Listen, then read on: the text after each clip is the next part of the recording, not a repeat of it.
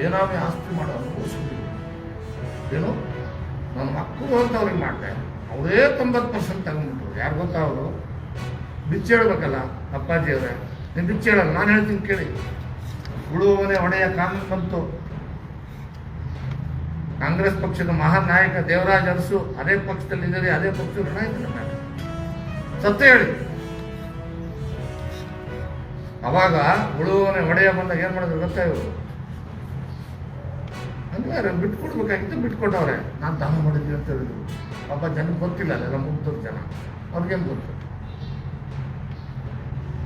ಯಾರ್ಯಾರು ಅವ್ರ ಹತ್ರ ಕೆಲಸ ಮಾಡೋರು, ಅವರು ಇವರು ಮಾತುಗಳು ಯಾರು ಕೇಳ್ತಾರೆ, ಅವ್ರ ಹೆಸರಲ್ಲೆಲ್ಲ ಯಾರ್ಯಾರ ಹೆಸರಲ್ಲಿ ಇದ್ದು, ಯಾರ್ಯಾರು ಉಳಿಮೆ ಮಾಡಿದ್ರು ಅವ್ರ ಹೆಸರಲ್ಲಿದ್ದು, ಅವ್ರ ಹೆಸರಲ್ಲೇ ಅದು.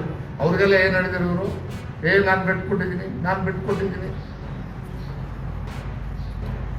ಈಗ ಇವ್ರ ಅಧಿಕಾರಕ್ಕೆ ಬಂದ್ಮೇಲೆ ಇವ್ರ ಅಧಿಕಾರ ದುರುಪಯೋಗ ಪಡಿಸ್ಕೊಂಡು ಆ ಬಡವರ ಮೇಲೆ ದೌರ್ಜನ್ಯ ಮಾಡಿ. ಅಲ್ಲಾಹಿ ಬರ್ಕಾತು. ಇದು ಮಸೂದಿ ಐತ್ರಿ, ಮತ್ತು ಇಲ್ಲಿ ನಮಾಜ್ ಆಗ್ತೈತ್ರಿ, ಶುಕ್ರವಾರ ದಿವಸ ಆಗ್ತೈತಿ, ಮತ್ತು ಹಬ್ಬ ದಿವಸ ಆಗ್ತೈತ್ರಿ, ಮತ್ತು ಈದುಲ್ ಫಿತ್ರ್ನೂ ಆಗ್ತೈತಿ ಇಲ್ಲಿ. ಮತ್ತು ನಮಗೆ ಇಲ್ಲಿ ಭಾಳ ಇಷ್ಟ ಆಗ್ತೈತ್ರಿ ನಮಾಜ್ ಬಿಡ್ಲಾಗ. ಮತ್ತು ಇಲ್ಲಿ ಬರಾನೇ ಒಂದು ಫೀಲಿಂಗ್ ಅಲಗ್ ಹೋತಾ नहीं जी, बहुत अलग अलग ಹಾಂ. ಲೇಡೀಸ್ ಅವರಿಗೆ ಭಾಳ ಚಲೋ ಮಾಡ್ಯಾರ್ರಿ. ಇಲ್ಲಿ ನಮಾಜ್ ಅದು ಇಲ್ಲಿ ಬೀಳಕ್ಕೆ ಬರ್ತಾರೆ. ಮತ್ತು ಸೆಪ್ರೇಟ್ ಐತಿ, ಆದಿಲ್ ಶಾ ಜಮಾನಿಲಿಂದ ಐತ್ರಿ. ಮತ್ತು ಇಲ್ಲಿ ನಮಾಜ್ ಅದು ಬೀಳಕ್ಕೆ ಭಾಳ ಚಲೋ ಅನ್ನಿಸ್ತೈತ್ರಿ.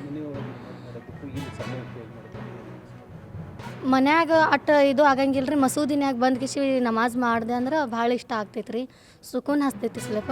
ಅದ್ರ ಸದ ಇಲ್ಲಿ ಬರ್ತೀವಿ ರೀ. ಹೆಣ್ಮಕ್ಳಿಗೆ ಎಲ್ಲ ಚಲೋ ಐತ್ರಿ ಇಲ್ಲಿ ನಮಾಜ್. ಸಪ್ರೇಟ್ ಐತ್ರಿ, ಲೇಡೀಸ್ ಸಪ್ರೇಟ್ ಐತ್ರಿ ಇಲ್ಲಿ ನಮಾಜ್ಗೆ. ನೂರ್ಜಾ.